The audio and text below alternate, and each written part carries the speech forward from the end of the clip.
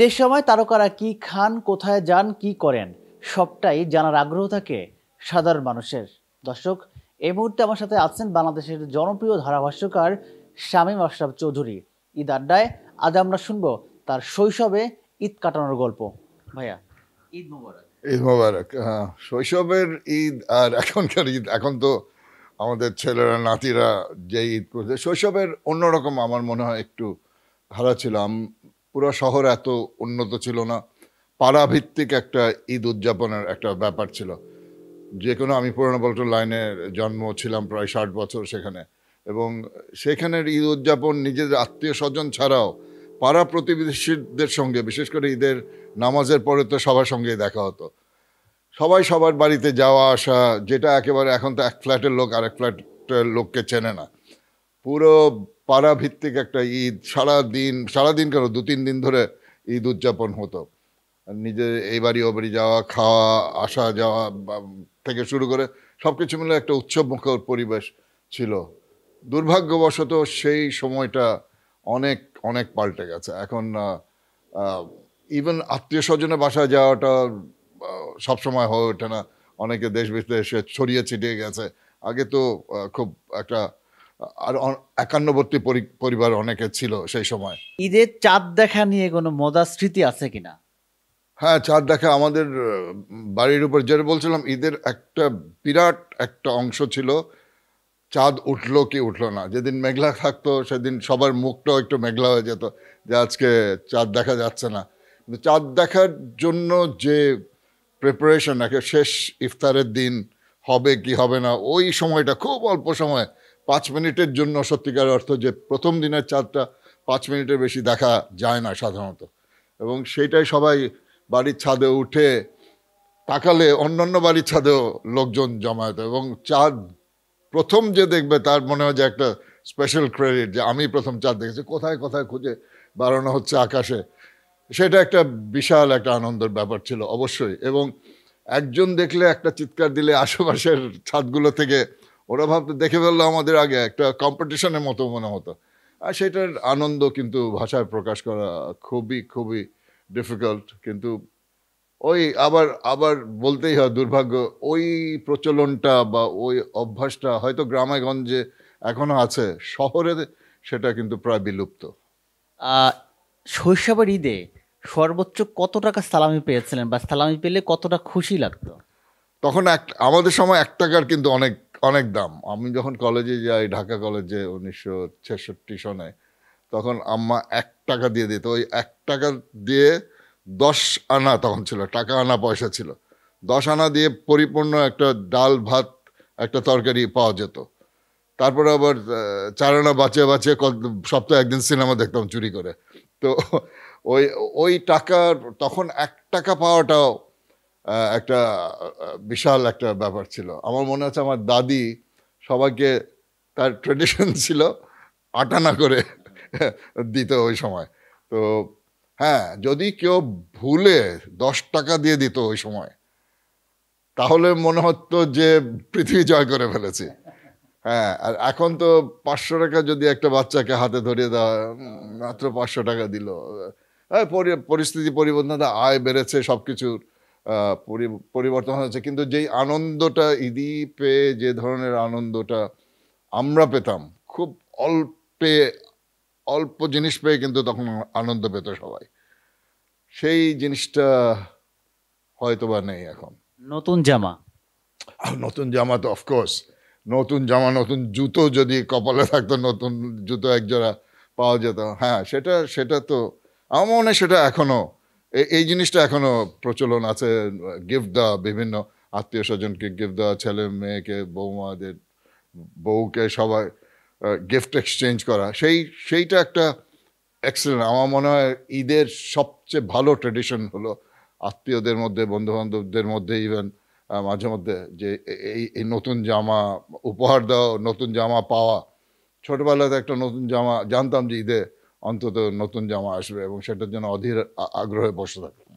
ঈদের নামাজে বাবার সাথে, নামাজ শেষে বাবার সাথে কোলাকুলি করার পরে কেমন লাগতো?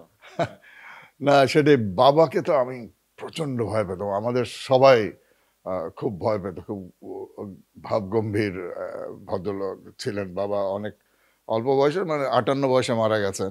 কিন্তু আমরা যখন ছোট ছিলাম মাঝে মাঝে পাড়ার মসজিদে, আর মাঝে মাঝে যেহেতু আমরা পল্টনে থাকতাম বায়তুল মোকাররমে নিয়ে যেত। আর বাবার সঙ্গে আমাদের একটা গ্রুপ, বাড়িতে অনেক লোক থাকতো আমাদের, তো তাদের সঙ্গে যেতাম।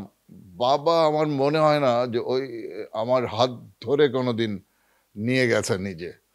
বাবার সাথে যদিও খুবই আদর করতো, কিন্তু ওই ওই মানে ভয়টা ছিল। ঈদের সময় অবশ্যই প্রথম কোলাকুলি করাতো সে আমাদের সঙ্গে করতো, এবং সেই সময় মনে হতো যে বাবা কত কাছের লোক। সেটা অবশ্যই অনস্বীকার্য যে বাবা ছেলে একসঙ্গে যখন নামাজে যায় এবং পরে কোলাকুলি, যেটা আমার ছেলেদের সঙ্গে এখন হয়। আমার সবসময় হচ্ছে না, কারণ আমার বড় ছেলে ইংল্যান্ডে থাকে। এবার ঈদের 2 দিন আগে ওরা আসবে ফ্যামিলি নিয়ে, তো আমার নাতি নাতিনদের সঙ্গে এবার ঈদ করার সৌভাগ্য হবে। আহ, মায়ের সাথে সবচেয়ে ভালো স্মৃতি কোনটা ছিল? এটা বলা মুশকিল। মায়ের সাথে স্মৃতি হাজার হাজার। মার কাছে বললাম যে বাবার থেকে, বাবাকে ভয় পেতাম থেকে একটু দূরত্ব কিনা জানি না, একটু সম্মান ছিল একটু। ওই ব্যাপারটা মার কাছে আদর যত পাওয়ার, মার কাছে আবদার যত, মার কাছে। এবং ওই ঈদের নামাজের পরে প্রথম এসে মাকে সালাম করাটা, সেইটা মাকে জড়িয়ে ধরাটা, আহ, এইটা আসলে এই অনুভূতিগুলি ভাষায় প্রকাশ করা খুব ডিফিকাল্ট। আমরা নিশ্চয়ই সবার কাছে একই রকম অনুভূতি। মা বাবার যখন তারা থাকে, তাদের আমরা হয়তো বা অতটা বুঝতে পারি না যে তাদের উপস্থিতিটা কতটা গুরুত্বপূর্ণ। যখন তারা চলে যায় তখন বোঝা যায় যে কি একটা ভয়েড, একটা ভ্যাকুয়াম রেখে গেছে। তো সেই জায়গায় মায়ের আদর তো স্পেসিফিক কোনো দিনের ব্যাপার না, এটা সারা জীবনই মায়ের আদর পেয়ে গেছে ছেলেরা মেয়েরা, তাই পাচ্ছে। সারাদিন কি খেয়ে ঈদের দিন কাটতো এবং কি কি করতেন? ওই যেটা বলছিলাম, ওই সময় শৈশবের ব্যাপারটা হচ্ছে সারাদিন হলো প্রথম নামাজ পড়ে এসেই যেগুলো টুকটাক আমাদের আবার একটা, আমাদের বাড়ির স্পেশালিটি তখন ছিল, এখন জানি না, সেমাইটা কিমা দিয়ে সেমাই বা ঝাল সেমাই আমরা যেটা বলতাম, সেটা জন্য অধীর আগ্রহ থাকতাম। এখনও আমার বাড়িতে সেটা তৈরি হয়, ঝাল সেমাই। তো অন্যান্য সেমাই তো আছেই, যা যা হয়, পোলাও টোলাও হচ্ছে। কিন্তু আসল যেটা হচ্ছে খাওয়ার চেয়ে বেশি এই বাড়ি ওই বাড়ি যে ঈদি কতটা পাওয়া যায় কার কাছ থেকে, সেটার দিকে একটা লক্ষ্য ছিল। এবং অনেক বন্ধু বান্ধব ওরা আসতো, আমরা যেতাম। আমরা হয়তো এক বাড়িতে গেছে, দেখা গেল ওই বাড়ির লোকই আবার আমাদের বাড়িতে গেছে। সারাদিন ঈদে পাড়ায় কাটানো হতো, এবং দূরে যারা আত্মীয় থাকে হয়তো বা গাড়িতে অন্যান্য জায়গায় যে নিকট আত্মীয় স্বজনের সঙ্গে দেখা করার 2-3 দিন এটাই চলতে থাকতো। আগে সালামি নিতেন, এখন দিতে হয়, দুটার মধ্যে কোনটা বেশি সুখ লাগে? হ্যাঁ, দুটাই সুখ লাগে সত্যি কথা বলতে। সালামি তখন পেতে তো আনন্দে বিহ্বল, ছোটবেলায় যখন সালামি পেতাম। এখন দিতে ভালো লাগে, কিন্তু আমি জানি যে আমি যেই আনন্দটা পেয়েছি পাওয়ার সময়, আমি যাকে দিচ্ছি সে হয়তো সেই আনন্দটা পাচ্ছে। হ্যাঁ, একটু আগে বলছিলাম যে এখনকার যারা ঈদি রিসিভ করে ইয়াঙ্গার গ্রুপ, তাদের মুখে ওই এইটা দেখে না, ধন্যবাদ, থ্যাংক ইউ বা সালাম দিয়ে চলে গেল, মানে এটা তো আমার প্রাপ্যই, এমন একটা চিন্তা ভাবনা।